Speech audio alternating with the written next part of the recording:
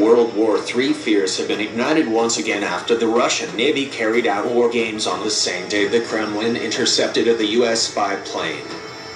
This week, the Russian Pacific Fleet carried out a military exercise in the Pacific Ocean that involved 20 warships and several ships. The drill was carried out on June 10th to practice responding to a simulated enemy attack.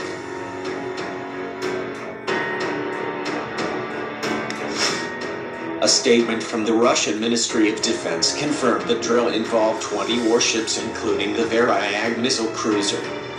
This mammoth 186-meter missile cruiser comes equipped with the P-1000 Vulcan supersonic missile and S-300F Ford long-range surface-to-air missiles.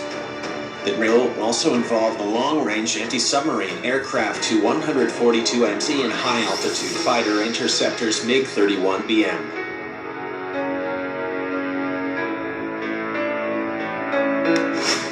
Footage from the drill shows off Russia's Air Force, submarines and ships as they coordinated a search and destroy operation involving a simulated submarine attack. However, tensions between Washington and Moscow reached boiling point as a US spy plane was intercepted for allegedly flying close to Russian airspace in the far east of the country.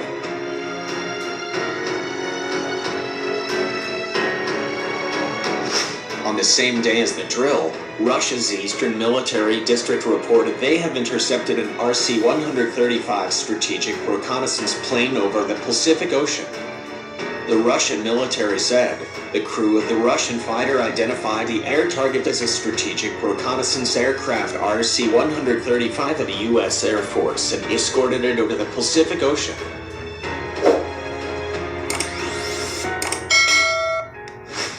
After the foreign military aircraft was turned away from the state border of Russia, the Russian fighter returned safely to its home base. The US President Joe Biden, who is currently in the UK for the G7 summit, said they will show the strength of Washington's alliances.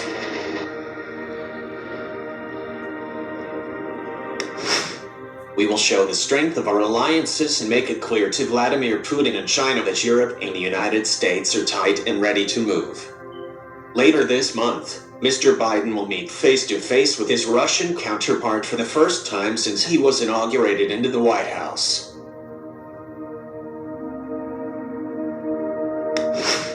The summit in Switzerland will be held at the end of the U.S. president's visit to Europe and after he meets with American allies in NATO and the European Union. Mr. Biden, who raised the prospect of a summit with Mr. Putin earlier this year, previously expressed the important roles that personal relationships play in foreign policy.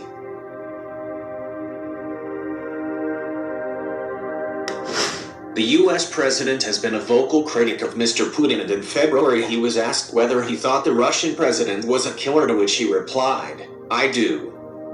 However, Mr. Putin hit back at the remarks and said, "I remember in my childhood, when we argued in the courtyard with each other, we used to say, 'It takes one to know one.'"